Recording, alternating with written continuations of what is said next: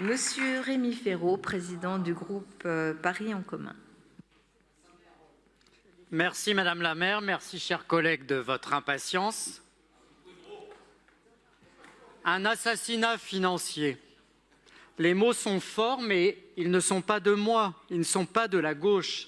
Ils sont de Jean-Léonce Dupont, le président Union centriste du conseil départemental du Calvados.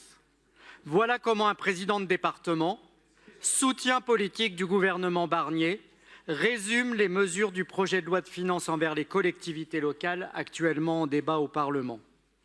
Et nous tenons notre débat d'orientation budgétaire au moment même où s'ouvre par ailleurs le Congrès des maires de France, qui est, comme le disait très justement André Léniel, le congrès de la colère, tant le ressentiment et la défiance des élus locaux sont grands. Ainsi, personne ne pourra le nier. Le problème, ça n'est pas la gestion de Paris. Ce sont les finances de l'État et les sacrifices que celui-ci veut imposer à toutes les grandes collectivités de France. Et nous devons donc faire front commun, parce que le projet de loi de finances en l'état prive purement et simplement les collectivités territoriales, les régions, y compris la région Île-de-France, les départements, les villes, les intercommunalités, les métropoles, notre ville de Paris, des moyens pour agir. Ce projet oublie que les collectivités locales sont en première ligne face à la crise sociale, qu'elles ont un rôle déterminant dans le maintien des services publics de proximité, dans la construction de logements, dans les transports du quotidien, dans la protection des plus fragiles, dans la lutte contre le dérèglement climatique et dans l'investissement indispensable pour l'avenir. Il est urgent et vital que le gouvernement rectifie sa copie. Car il n'est pas question de posture, pas question d'idéologie. Il est question de vérité, il est question du réel et de survie pour beaucoup de collectivités locales françaises. Et car pour Paris, ce projet de loi de finances, c'est la double peine, puisque nous sommes à la fois ville et département. Et nous serions donc ponctionnés à double titre. Pour être plus précis, en l'état actuel des choses et si rien n'évolue, ce sont, comme l'a estimé Paul Simondon et les services de la ville de Paris, plus de 300 millions d'euros qui seront demandés aux Parisiens, ce qui représente, excusez du peu, 320 € par famille parisienne. Ça n'est ni sérieux ni soutenable. Alors qu'elle représente seulement 3,5% du déficit public en 2023, il est demandé aujourd'hui aux collectivités de contribuer au redressement des finances publiques à hauteur de 12,5%. Au moment même où nous sommes, toutes les collectivités touchées par une crise immobilière redoutable qui nous prive d'une grande partie des droits de mutation, crise contre laquelle, soit dit en passant, le gouvernement précédent n'a rien fait.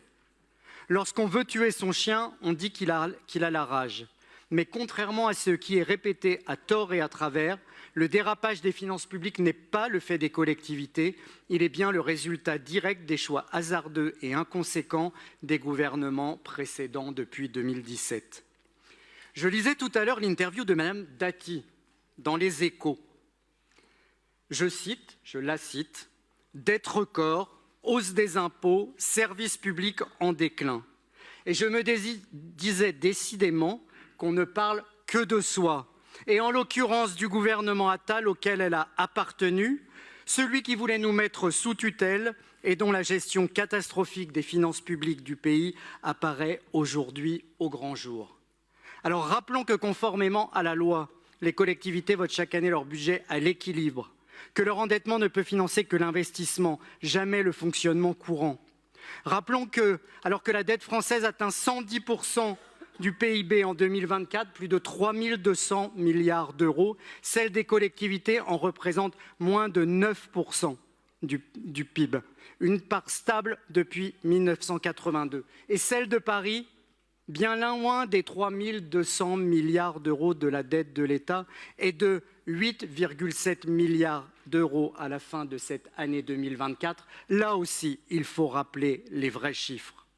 Après le non-remboursement intégral du RSA, après la suppression de la taxe professionnelle, de la taxe d'habitation, la non-compensation de la suppression de la CVAE, après la suppression de la dotation globale de fonctionnement pour Paris et la hausse inexorable de la péréquation, après la hausse du SMIC, du point d'indice décidé par l'État, à juste titre d'ailleurs, et intégralement pris en charge par les collectivités locales. Nombreux sont les nouveaux transferts de charges vers l'État qui n'ont fait l'objet d'aucune compensation.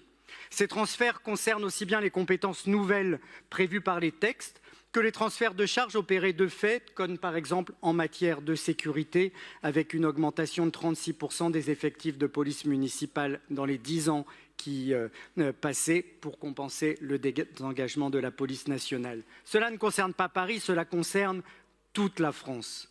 Ce gouvernement a désormais un défi: restaurer un tant soit peu la confiance indispensable entre élus locaux et pouvoir central. Mais pour cela, il n'y a pas le compte aujourd'hui, d'autant que ce ne sont pas 5 milliards d'euros que le gouvernement réclame aux collectivités, mais le double.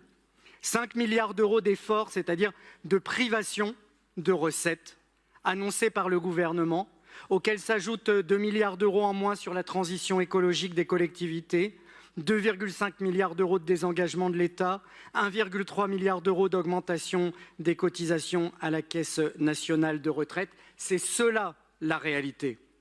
Alors face aux difficultés budgétaires de l'État, il ne faut pas se défausser. Il faut chercher des solutions. Et nous, des solutions, nous en avons proposé justement et depuis longtemps. Des solutions qui ne coûtent rien à l'État. Je pense par exemple à l'augmentation du taux de la taxe sur les résidences secondaires.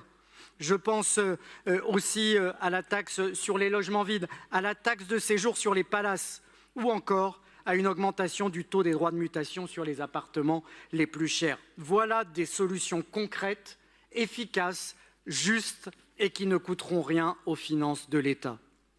Permettez-moi aussi de rappeler que Paris, en organisant et en accueillant les Jeux olympiques et paralympiques, a déjà directement participé à la croissance nationale, puisque si on estime que sur le long terme, les retombées économiques globales des Jeux seront de l'ordre de 9 milliards d'euros pour l'économie française, ce sont déjà 0,4 points de croissance en plus au troisième trimestre de cette année qui découle de ces Jeux. À Paris, notre gestion, elle est saine et elle participe à la richesse du pays tout entier.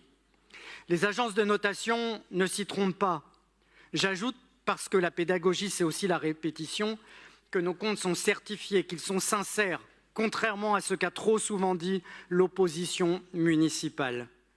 Ce débat d'orientation budgétaire qui préfigure notre budget 2025, il pose donc clairement les choses. Nous tenons le cap et nos priorités pour les Parisiennes et les Parisiens restent inchangées, quelles que soient aujourd'hui les hésitations et les menaces qui pèsent sur les collectivités locales.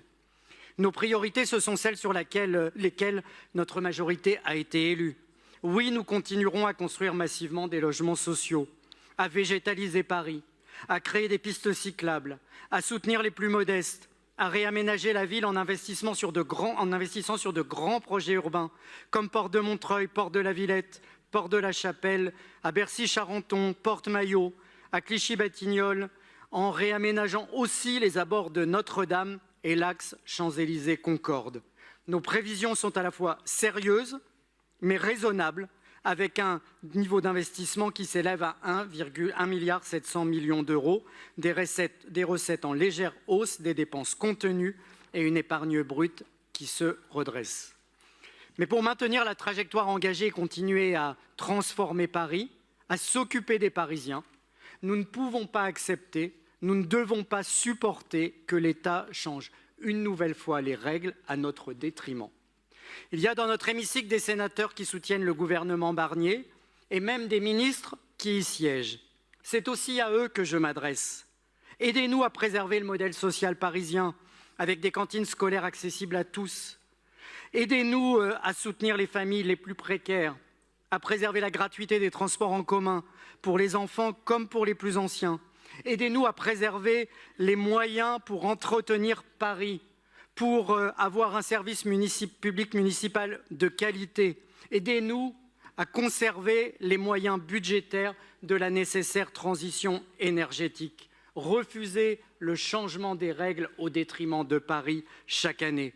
Si j'ai bien entendu les déclarations du Premier ministre, la semaine dernière, il disait que l'effort budgétaire demandé aux départements dans le cadre du budget 2025 sera réduit très significativement pour tenir compte de leur situation très spécifique Eh bien, nous attendons désormais des actes et des décisions concrètes qui respectent tous les territoires, y compris le nôtre, y compris Paris et y compris les Parisiens. Je vous remercie.